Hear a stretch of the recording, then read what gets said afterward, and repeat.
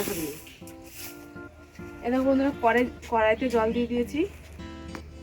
আর এ দেখো বরফ জমাতে দিয়েছিলাম, খুব একটা ভালো হয়নি।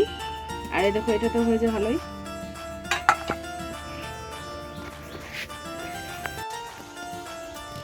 একটু লবণ দিয়ে দিচ্ছি বন্ধুরা, একটু লবণ দিলাম, একটু চিনি দিলাম। চিনিটা একটু বেশি দেবো, কারণ চিনিটা দেওয়ার জন্য কালারটা ভালো হবে। আর দেখো সব কিছু দিয়ে আমি শুধু মিশিয়ে নিচ্ছি। মিশিয়ে নেওয়ার পরে এবার দেখো দিয়ে দিচ্ছি মটরটা। তো খুব বেশি সেদ্ধ করব না, খুব হালকা সেদ্ধ করব, বেশি সেদ্ধ করলে খারাপ হয়ে যাবে। আর কালারটাও দেখো খুব সুন্দর থাকবে। সম্পূর্ণ মটরশুঁটি যখন ভেসে উঠবে তখন আমি সব নামিয়ে ফেলবো। তারপরে দেখো ফ্রিজে রেখেছিলাম বরফ, এখানে কিছুটা বরফ লাগবে। ওই সেদ্ধ করার পরে ঠান্ডা জলে দিতে হবে মটরগুলো, তার জন্য ফ্রিজে বরফ দিয়েছিলাম। দেখো একটু বেশি লাগবে বরফের পরিমাণটা। তো বরফগুলো সব আমি বের করে নিচ্ছি।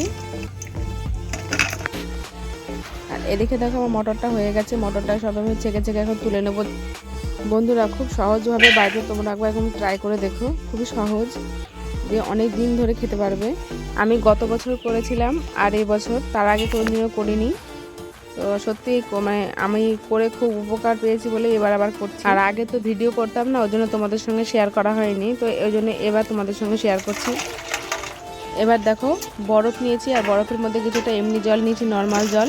তো নেওয়ার পরে মটরশুঁটিগুলো যে সেদ্ধ করেছিলাম সেগুলোর মধ্যে দিয়ে দিচ্ছি। দিয়ে কিছুক্ষণ নাড়াচাড়া করব, তারপরে আবার জলটা ঝরিয়ে নেব।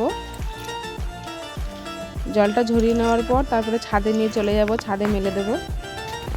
বন্ধুরা, কালারটা দেখো একদম সবুজ, মনে হচ্ছে একদম টাটকা। কালারটা মানে একটু কোনো চেঞ্জ হয়নি, কালারটা সুন্দর একদম হয়ে আছে।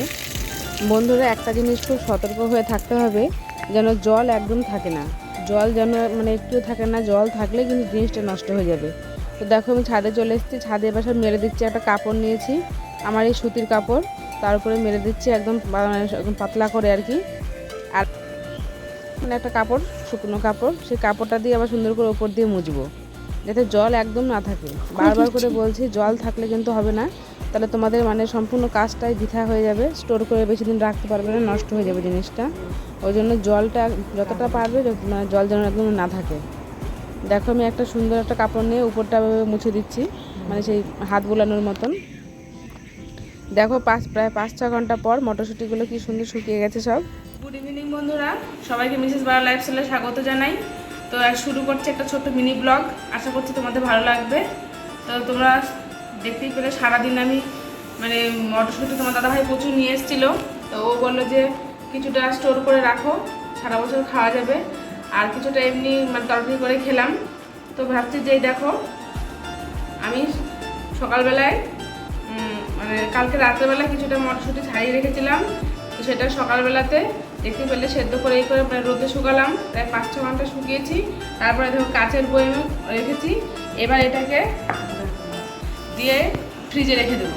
ফ্রিজে রেখে প্রায় আমি 1 বছর এটা চালাবো। তো তোমরা এরকমভাবে করতে পারো, খুবই সহজভাবে করা।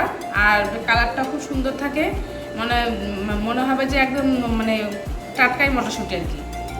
তো যাই হোক, এই মানে মিনি ব্লগটা তোমাদের সঙ্গে শেয়ার করলাম। তো তোমরা যদি কেউ এরকম করতে চাও বাড়িতে, অবশ্যই করো।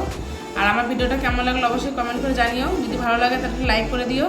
আর বন্ধুরা, আমার চ্যানেলে যদি কেউ নতুন হও তাহলে অবশ্যই আমার মানে চ্যানেলটাকে সাবস্ক্রাইব করে দিও। আর ভিডিওটা আমি এখানে শেষ করছি। তো সবাই খুব ভালো থেকো, সুস্থ থেকো, আর আমার ভিডিও দেখতে থেকো। তো সকলকে টাটা।